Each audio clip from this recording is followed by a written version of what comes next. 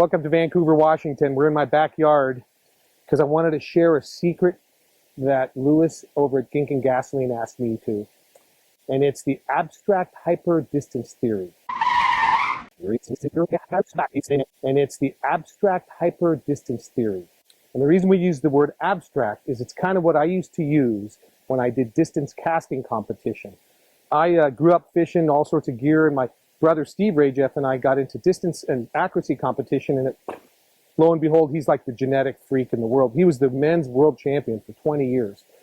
The year I beat him, I had to work extra hard, and it paid off because the theory and some of the things I did in my distance casting applied to my fishing. So now I can throw farther and cast into the wind better. And I'm going to talk about this crazy theory, and I'm going to do it pretty quickly so it doesn't drag into a dissertation on the physics of carbon fiber and all this crazy stuff. In essence, there's two things that give you distance: tight loops and high line speed. We're not going to talk about loops today. That's a different tip.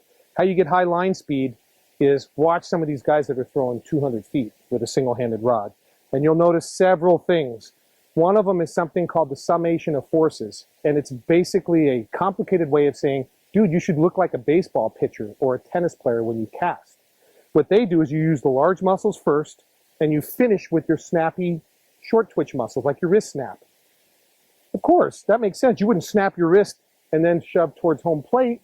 So when you fly cast, you want to use this Summation of Forces concept. Al Kite, a famous instructor, he's the one that I first heard use this.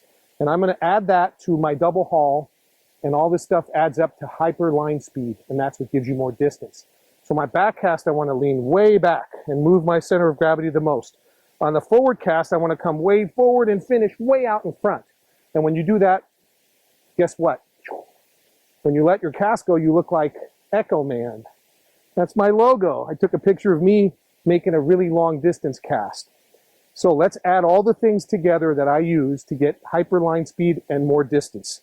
So you step into the cast more. If you're standing like this, you wouldn't throw to home plate like this. Boy, you really want to step into it.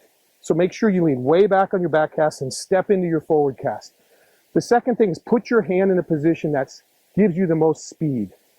My brother is strong, fast, and he's a little more compact. He keeps his hand in front of his body like he's boxing. I couldn't beat him doing that.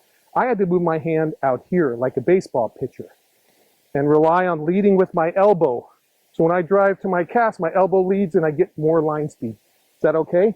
My brother also leads with his elbow, but it's more of like a tomahawk chop, and he accelerates straight forward.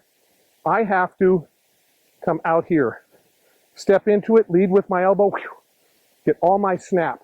Second thing, instead of just casting like this, I do a lot of rotation when I cast.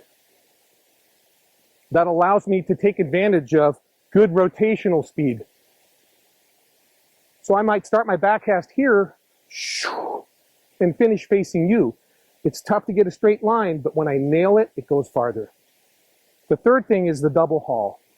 A good rule in double haul is your double haul should match your line, your hand with length and intensity. There's no way to throw over 200 feet unless you got a good double haul. Can you hear that? That line's whistling through the air. So make sure you get a good long double haul. Hold the line near your fingertips so you can get a little wrist snap with your double haul. Add that to a long step in, and you will get more line speed, more distance. So that's the theory. I hope some of those little things can add up, and you can include those in your regular fishing casts. Check out more Gink and Gasoline crazy stuff. My name's Tim Rajeff. Have a great day.